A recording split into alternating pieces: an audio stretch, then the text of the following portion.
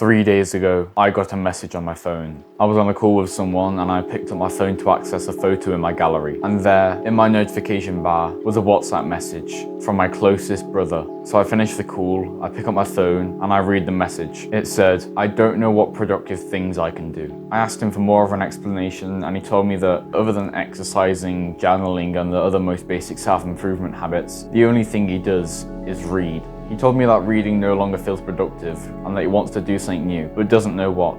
I asked him what he learned from reading all these books. He told me that he'd learned some business skills. I asked him how he could use those business skills. He said he could do business things. And I asked him why he wasn't doing business things. He didn't have an answer. He was learning all this stuff, but not taking action. He was sharpening his sword, but not going out into battle. Learning loads of things and finding the best way to do it won't make you successful. If you're sitting inside all day and watching hamza videos or self-improvement videos about how to get your life together, or if you're just reading books all day like my friend was and getting all this knowledge, but then you're not doing anything with it, you're not going to become successful by doing that. The best way to get good at something and to improve at it is to fail at it. You fail at it and then you go again and you learn from your mistakes, and then you go again and you go again, and you keep learning each time you fail until you finally do it. You get better each time you do it. You have to take action. You might get a little bit better at something by watching a YouTube video on it, but you're going to get so much better at it if you actually do the thing itself. Imagine someone that wants to get better at football,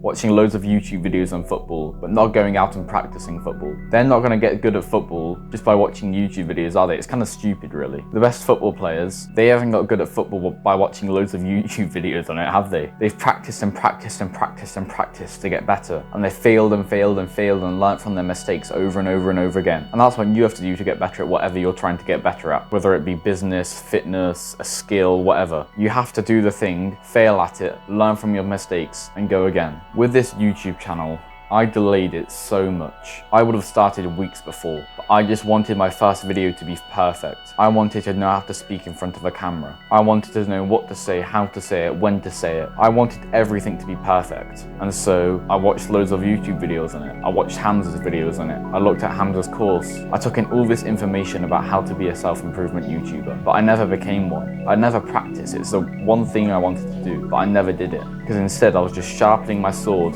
but not going out into battle. And I probably would be a lot bigger right now if I'd started earlier. I just wanted my first video to be perfect. But obviously my first video isn't going to be my best video, is it? Because if I've never made a YouTube video before, how was this first video going to be perfect? I didn't have any experience in it. I didn't have any skill in it. So how was I expecting my first video to be perfect? The only way I could make a perfect video is by making more videos prior to that, getting experience from those videos I've made first, getting better at making videos, and then make this perfect video afterwards. And eventually I did accept that my first video wouldn't be perfect, and I started. And I don't regret starting. And I don't regret my first video not being perfect. I do, however, regret not starting earlier. So don't be a perfectionist. You might feel like you're losing something when it's not perfect, but you're not. When you make something that isn't perfect, all you gain is experience. You learn from your mistakes. You improve every time you fail. No one has got to the top perfectly. No one has got to the top without failing. Failing is a part of going to the top. And you might feel like you're losing something when you don't make something that's perfect, and you're not.